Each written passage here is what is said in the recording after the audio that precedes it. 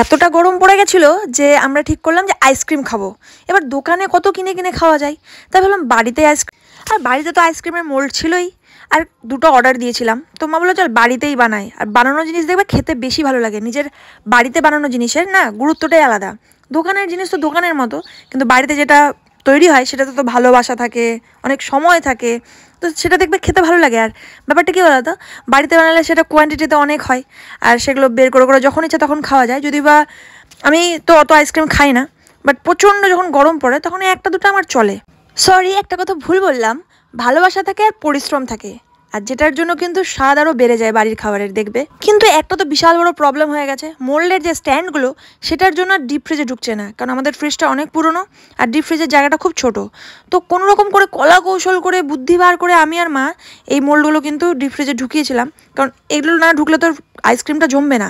তো কোনো রকম করে বুদ্ধি বার করে ঢুকিয়েছি। আর সকাল থেকে দেখো বৃষ্টি শুরু হয়েছে, ওয়েদারটা এমনভাবে চেঞ্জ হলো, 90 ডিগ্রি অ্যাঙ্গেলে ঘুরে গেল, কি বলবো।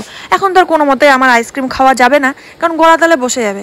গান যে কতদিন আর করতে পারবো না তার কোনো গ্যারেন্টি নেই, কারণ এর আগেও ওরকম হয়েছিল। দুঃখ তো একটু হচ্ছিল আইসক্রিম খেতে না পারার, কিন্তু আনন্দ হচ্ছিল বৃষ্টি পড়ার। তো আজকে ওয়েদারটা দারুণ করেছে, বৃষ্টি পড়ছে সকাল থেকে মুষলধারে পড়ছে, এখন একটু কমেছিল, তো আমি বেরালাম, তারপর পড়তে শুরু করেছে। এ দেখো পড়ছে। তো চলো এখন গিয়ে চা খাবো। আর আমি একদমই চা লাভার না, বাট যখন যখন একটু ওয়েদার চেঞ্জ হয়, মানে একটু ঠান্ডা ঠান্ডা ওয়েদার হয়, তখন কিন্তু আমি চায়ের সাথে গোলমরিচের গুঁড়ো, আদা, তুলসী পাতা এইসব দিয়ে খাই, কারণ এটাতে গলা ঠিক থাকে। আর আমি জানি বৃষ্টি পড়েছে মানেই আমার গলায় এবার প্রবলেম দিবে, কারণ এটাই হয়ে আসছে আমার। আর তাই জন্য আগে থেকেই প্রোটেকশানটা তৈরি করে নিই, আগে থেকেই মা আমাকে দিয়ে দেয় যে যেন গলায় প্রবলেম না হয়। তারপরে চা খেয়ে বৃষ্টির একটু মজা নিয়ে বসে পড়লাম কাজে। কাজ তো করতে হবে বলো, সেটা বৃষ্টি পড়ুক আর যাই হয়ে যাক না কেন, কাজ করতে হবে। তো আমি এখানে বসে বসে স্ক্রিপ্ট লিখছিলাম, মানে যেগুলো ভিডিও করি সেগুলো স্ক্রিপ্টটা আগেই লিখে নিই, তাহলে কি সুবিধা হয় ভিডিওটা করতে। নাহলে কি বলবো না বলবো তখন সব গুলিয়ে যায় মাথার মধ্যে, মাথাতেই তো থাকে সব কিছু, কিন্তু সব গুলিয়ে যায়, তাই আগেই স্ক্রিপ্টটা লিখে নিই। হ্যাঁ, আমি কিন্তু এই চাউমিন, ম্যাগি ভাজা এইসব খাওয়া কিন্তু প্রায় ছেড়ে দিয়েছি বললেই চলে। প্রতিদিনই প্রায় ওই মুড়ি খাচ্ছি আর নাহলে রুটি খাচ্ছি। আজকে বৃষ্টি পড়েছিল তাই মাকে করতে বললাম।